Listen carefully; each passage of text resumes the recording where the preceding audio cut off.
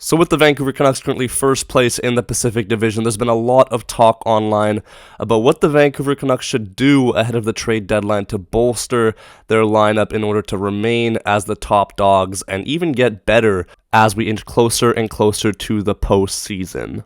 Now, I have seen a lot of names circulating online as potential trade targets the Vancouver Canucks could go after ahead of this year's trade deadline. And I wanted to go over a couple of them with you all just to talk about what I feel would be the right move versus what I feel would be a mistake. And I also want to know your thoughts in the comment section below. So yeah, without further ado, let's talk about the first target, which is Jake Guentzel. Probably the most talked about on this list due to the Alvin-Rutherford connection in Pittsburgh there.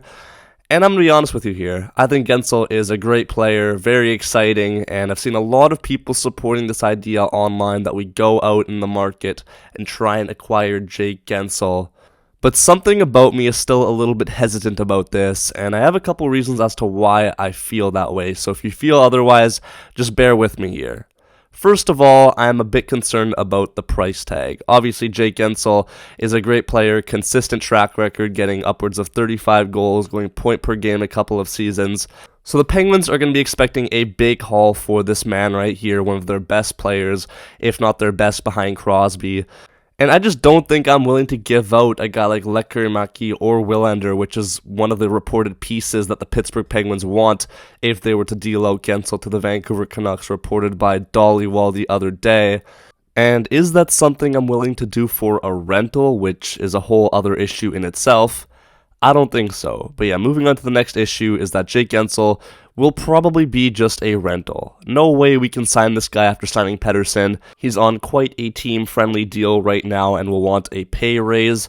And with the other guys that have been playing well this season, I just don't see the space for him. So I guess what it really comes down to is how you view this season. Do you want to go all in? Or do you want to look at the future and see if you can also contend for years after this one with the guys you have coming up? So I don't know. It depends on what you prioritize. Personally, I'd look towards saving your young guys and letting them develop over a rental because we already have a good team that's the number one scoring in the NHL. How much more is Guentzel really going to help us? And honestly, we have good chemistry. Sometimes a better player doesn't actually help you.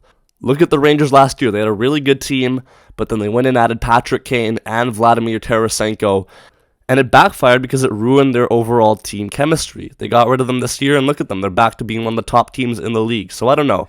Sometimes less is more, and maybe this might be the case with Guentzel. But that being said, it's still an interesting debate, so let me know your thoughts in the comments. But yeah, next up, let's quickly touch up on two Flames players that I would be interested in. Elias Lindholm and Chris Tanev. Obviously, Tanev, he's played here his entire career, has the history. We love the player. It was sad to see him go.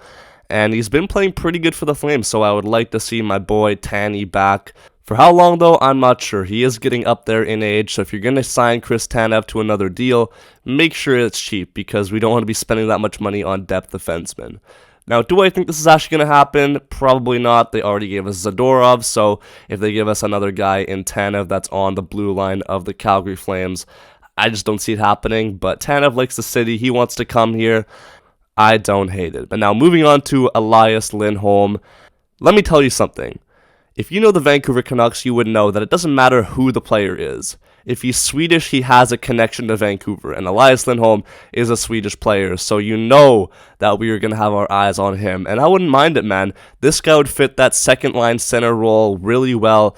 He's a bit more valuable to me than Guentzel is because Guentzel is a winger, and we have so many good scoring wingers already. But right now we have Pius Suter in the second-line C role, and I'm not trying to say Pius Suter is a bad player. I think he's been excellent for us, but I think he fits that third or fourth C better and just doesn't have the scoring touch that we want in a top six centerman.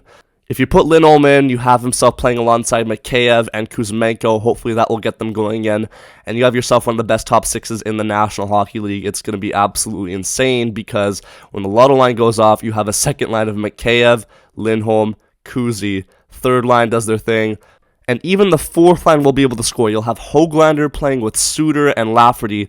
That's not a bad line. So, man, you have yourself four lines that can score. That looks like a really legit playoff team. You could rotate Oman in if you want a couple times, but I think that's a really solid roster for when everyone is healthy. But let me know what you guys think. Who do you guys want the Canucks to target in this year's trade deadline? Be sure to let me know. And yeah, man, we have a game tomorrow against the Coyotes, so stay tuned for my post-game thoughts on that. But with that, make sure you like, comment, subscribe, and I'll see you in the next one. Peace out and take care.